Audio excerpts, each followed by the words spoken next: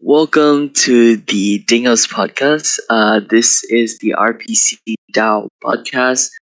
Um, the audio for the original podcast was corrupted, so we are doing a rerun of that. This time not with the original speakers, HankTheCrank and James, but instead we're gonna be doing with the mods of Dingos, so Chakapi and Cleo. I have got the transcript down, and I've got it with. I wrote it with Hank Crank. So this answers are still from the AMA and still from her. So, as an introduction, who is Hank? What role does she play? So Hank is from the Hank the Crank Validator team and is a governor in the Harmony Validator DAO. So she has been tasked by the Harmony core team to organize elections for the new RPC DAO. Today, she joins the Dingos AMA to talk about how to apply for the DAO, how the DAO operates, and benefits of joining the DAO while answering any related community submitted questions. That's awesome. And for people who have no idea what a DAO is or what they normally do, what would you say to help clear up some confusion? So a DAO stands for Decentralized Autonomous Organization, and the aims of a DAO is to guide a community in decision making and operations. This is in contrast to a centralized organization such as the Harmony team themselves. DAOs have pros and cons to their structure. Because of this, the RPC DAO will work differently from the generally accepted DAO. Similarly to the previous question, people who have no idea what a validator is or an RPC, how can you explain, maybe in a simpler terms, what they are? Okay, imagine you at the store and just swipe your credit card. Purchase is going to Visa, where Visa server verified the transaction. Similarly, a Harmony validator verifies the transaction that you create. For example, when you mint a Dingo. An RPC, on the other hand, are like communication endpoints. Going back to the store analogy, the RPC would be the credit card readers. Say a reader breaks, the line of the customers need to move to another line, or if the line is too long, customers can move to a shorter line. All of this, though, doesn't affect if the Visa servers can process transactions.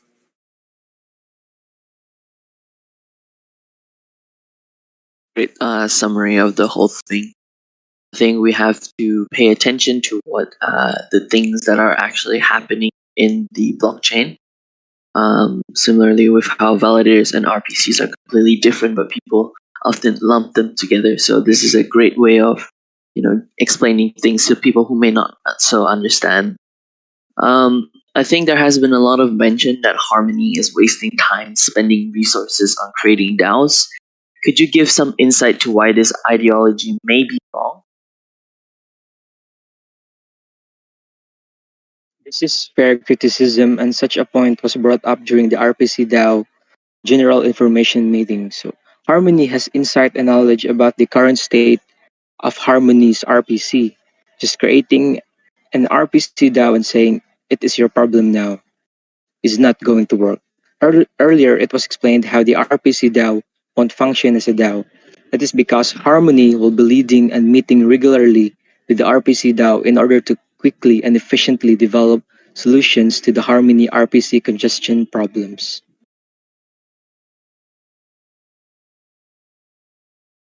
Could you give some more insight to what those congestion problems are? So, like, what are the concerns that we are currently facing with the RPC issues on Harmony? So, Harmony has been labeled the GameFi chain. So, it is home of the largest projects like DeFi Kingdoms, other projects like Dingos. The amount of traffic all this brings is huge. That is an understatement. Also, because of low transaction fees, botting is contributing to the transaction numbers. Raising Harmony transaction fees as is a temporary fix to the problem. Many think that this problem can just be simply fixed by adding more RPC servers. It is more complicated than that. Going back to the store analogy, if a store has long lines, the store can just build new registers and new cashiers on the spot. Infrastructure has to be built. So the goal of forming the RPC DAO is for the Harmony community to be part of building that infrastructure. It's a really important distinction to make is that you can't just add more servers to fix the problem. We need to start from the bottom up, create more infrastructures before we can start, putting in solutions to the issue. Without a proper foundation, we just can't do it efficient. So the RPC DAO is made to find solutions to this. Can you give us some insights on what the team aims to be?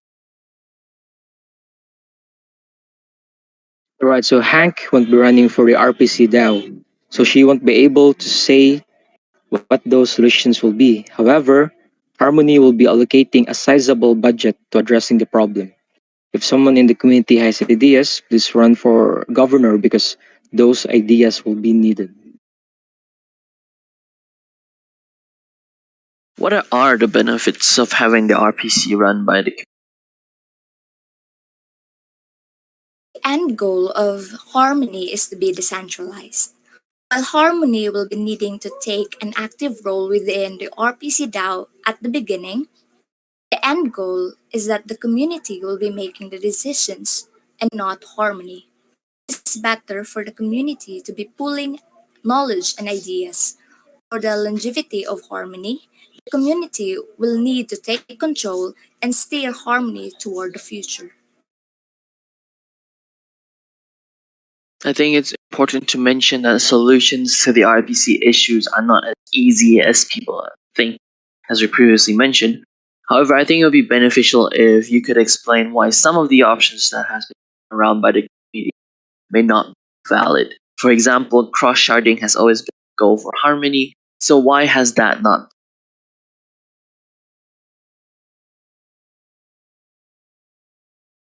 With new technology, there are always new terms and confusion around the terms. Cross-shard transactions are available within the Harmony Chrome extension wallet. You can select the shard 0 and send 1 to shard 1.